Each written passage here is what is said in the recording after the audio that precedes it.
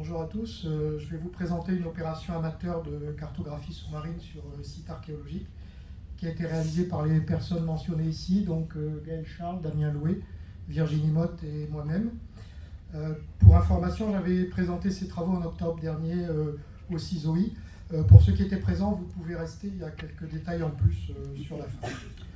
Donc le site en question est localisé devant le Cap Laossé, entre Saint-Paul et Saint-Gilles, à des profondeurs variant entre 15 et 20 mètres. Il contient plusieurs chaînes, ancres, grappins, un gouvernail et un morceau de carène en bois. Donc ce site avait fait l'objet d'une importante opération archéologique en 2010 par la Confrérie des gens de la mer, qui est une association locale très active dans la recherche historique maritime.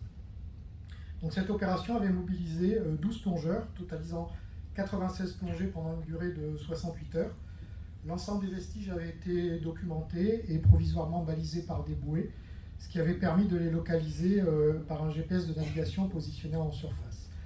Mais malgré les très importants moyens mis en œuvre, il n'avait pas été possible de réaliser une carte du site. Un croquis d'une partie du site avait toutefois été dessiné. Alors le problème qui se pose pour ce type d'opération, c'est comment réaliser une carte précise sous l'eau. Les travaux effectués sous la surface sont plus lents et plus compliqués. Ils nécessitent un matériel spécialisé et donc coûteux. Et il semble ainsi hors de portée d'un amateur, d'une association de bénévoles telle que la Confrérie ou d'un chercheur ne disposant pas d'un budget important.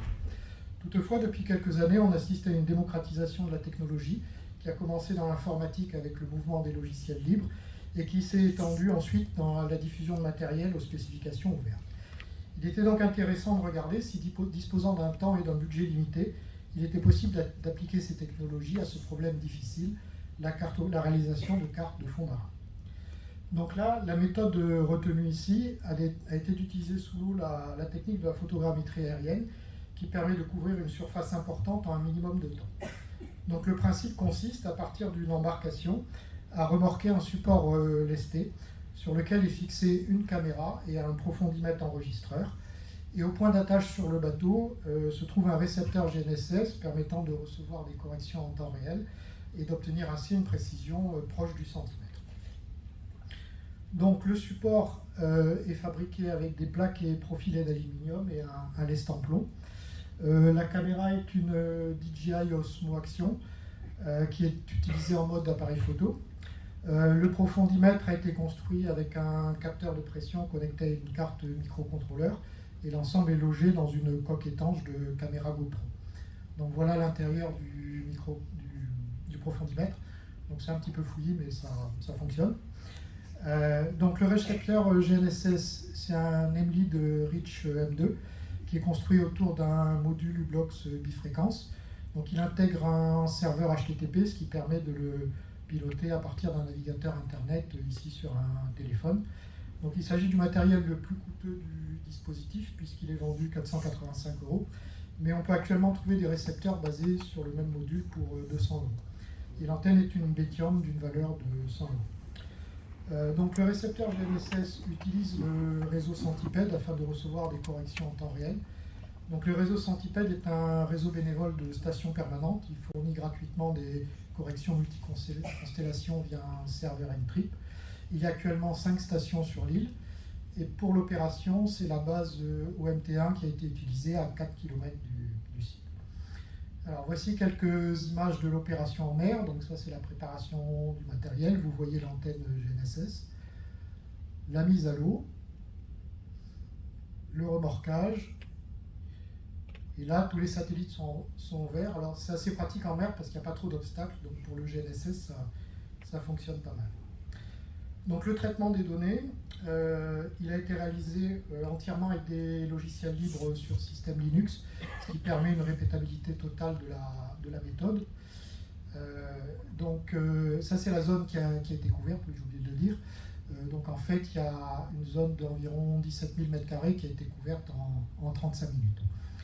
Alors pour les photographies, alors les photographies réalisées avec ces caméras de type GoPro sont de qualité médiocre. Donc on obtient des images assez flatteuses en plein soleil, mais en réalité il y a énormément de traitements numériques derrière, sauf que ces traitements numériques ne marchent pas très bien sous l'eau et ils introduisent des artefacts dans l'image. Donc ce que vous voyez à gauche, c'est les photographies qui peuvent être prises avec les réglages par défaut de la caméra. Donc ce qu'il faut faire, c'est choisir un modèle de caméra qui puisse enregistrer les données brutes du capteur sans traitement, ce qui est le cas ici. Et ensuite, on a utilisé deux logiciels, donc Desera qui va permettre de convertir ces données brutes en images, et ImageMagick qui va accentuer le contraste sans perte et corriger le vignettage. Donc Desera et ImageMagick sont des programmes en ligne de commande, ce qui permet de faire du traitement par l'eau. Et ce qui est pratique ici, vu qu'on a à peu près 1 millier de photos à traiter, on ne pouvait pas les corriger une par une. Donc ce que vous voyez à droite, c'est le résultat après traitement. Donc voici la chaîne de traitement. Donc à la fin de l'opération en mer, les 3 capteurs antenne profondimètre, appareil photo permettent de produire 3 fichiers texte. Donc le premier, c'est la liste des coordonnées de l'antenne. Le deuxième, la liste des profondeurs. Et le troisième, une liste de photos avec leur date et heure de prise de vue. Donc ces trois fichiers vont être traités par un script qui est programmé dans le langage R, qui va synchroniser les données en fonction du temps et qui va ensuite calculer la position en 3 dimensions de la caméra en fonction de la position de l'antenne GNSS, de la profondeur de la caméra, de la longueur de la mare et de la trajectoire du bateau. Donc, suite à ce calcul, R va produire un nouveau fichier texte qui est simplement une liste des photos accompagnées des coordonnées de la caméra. Et avec un autre programme qui s'appelle le EXIF Tool, on va les injecter dans les métadonnées, donc les données EXIF des photos. Et ensuite, on va pouvoir, à partir de là, faire un traitement photogrammétrique directement géoréférencé. Pour le traitement photogrammétrique, on peut utiliser le logiciel Micmac, qui est un logiciel libre qui est produit par l'IGN et l'ENSG. Ce qui va donc permettre de sortir une orthophotographie, un nuage de points et un modèle de surface. Donc pour les résultats, alors ça, ce sont les données d'imagerie dont on disposait avant l'opération. Donc ça, c'est des images produites par le projet SpectraBunt, réalisé en 2015 par l'IFREMER, par imagerie hyperspectrale aérienne. Et sur la même zone, voilà ce qui a été obtenu par photogrammétrie sous-marine, donc on a quand même un petit peu plus de détails. Alors je vais faire un agrandissement de la zone. Alors vous pouvez reconnaître sur la droite, sur le sable, on voit une ancre. À gauche, un petit peu en bas, en biais, il y a une chaîne d'encre. Et au milieu, un peu en dessous, il y a une espèce de disque. Et en fait, c'est une tortue qui a eu la gentillesse de ne pas bouger pour ne pas perturber la restitution photogrammétrique. Donc, les différents types de rendus qu'on peut faire ensuite. Donc ça a été réalisé avec QGIS. Donc on reprend l'orthophoto, puis on rajoute des décorations. Donc le carroyage, on peut redessiner les objets. Alors ça, c'est intéressant parce que ça nous permet de comparer avec ce qui a été fait il y a 13 ans par la confrérie avec le croquis. Et finalement, il n'était pas si mal que ça, vu qu'on reconnaît bien les zones de rochers, de sable. Les proportions sont à peu près bonnes. Alors on ne voit pas sur les photos le safran de gouvernail et la carène, parce qu'en fait, ils ont été réensablés suite à l'opération archéologique afin de les préserver. Alors un autre exemple de rendu, donc la vue oblique en 3D. Et toujours avec QGIS, on peut également tracer les courbes de niveau à partir du modèle de surface et de l'orthophoto. Alors pour conclure, donc une nouvelle de dernière minute, une partie des vestiges, donc ceux qui sont situés sur cette zone, a été identifiée. L'article a été publié ce mois-ci. Ils proviennent d'un navire de commerce anglais appelé le Warren Hastings, à ne pas confondre avec le Warren Hastings qui est à Saint-Philippe. Donc c'est un navire qui a été capturé en 1806 au large de Sumatra par la frégate française la Sémillante. Donc on n'a pas de plan ou de dessin du Warren Hastings, par contre on a un tableau qui représente la Sémillante à droite. Suite à cette capture, le bateau a été amené à Saint-Paul, il a été rebaptisé la Créole, et il a été vendu aux enchères et acheté par des marchands réunionnais qui l'ont affrété pour l'île Maurice. Donc le bateau a appareillé le 23 décembre 1806, mais ne parvenant pas à prendre le large à cause de vent contraire, il a jeté l'ancre devant le cap Laossé pour passer la nuit. Et là, malheureusement, il y a eu un très fort coup de vent de mer qui l'a poussé sur les rochers où il s'est fracassé. Ça, ce que vous voyez, c'est le procès-verbal de constatation du naufrage qui est conservé aux archives départementales de La Réunion.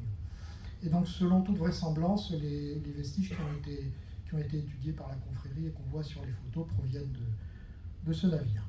Voilà, j'en ai terminé.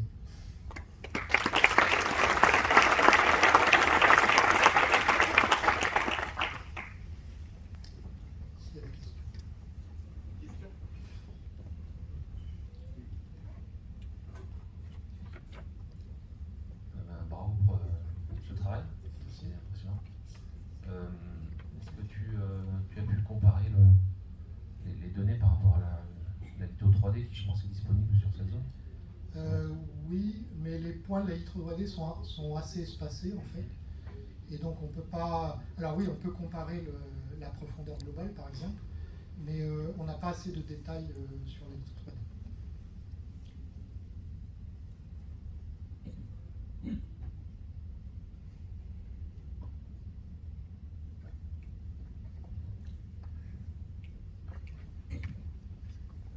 Pour la synchronisation entre le GPS et la caméra, l'action caméra, est-ce qu'il y a eu des problèmes rencontrés ou comment se fait la synchronisation?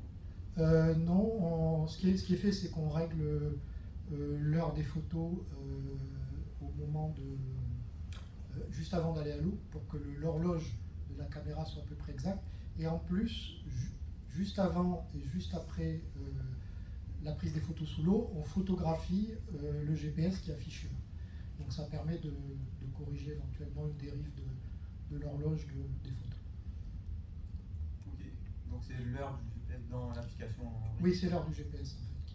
Donc il y a un petit délai normalement.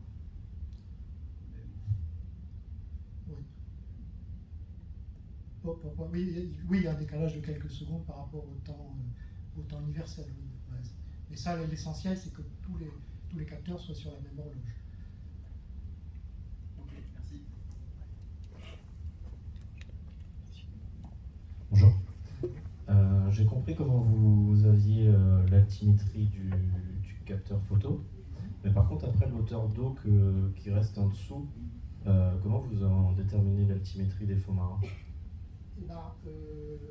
Alors l'altimétrie de la caméra, c'est parce qu'il y a donc le profondimètre de côté. Ça permet d'avoir la distance jusqu'à l'antenne. Et après, l'altimétrie du fond, c'est par photogrammétrie. Donc, puisqu'on connaît la position de la caméra, le traitement photogrammétrique permet d'avoir des points qui sont géoréférencés en position et en altitude. En altitude négative dans ce cas.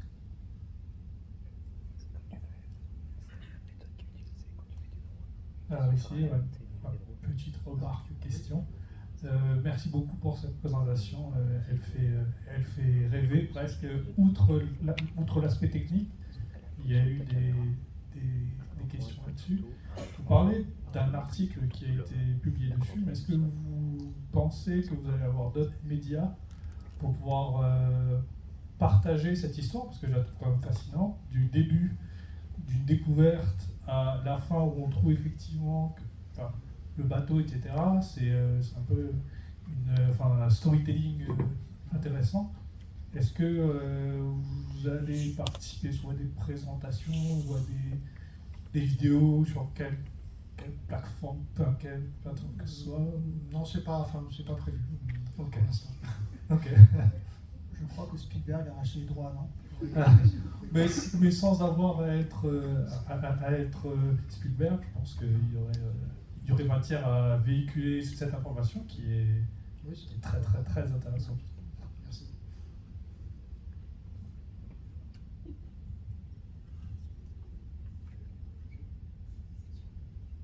Merci beaucoup. Merci.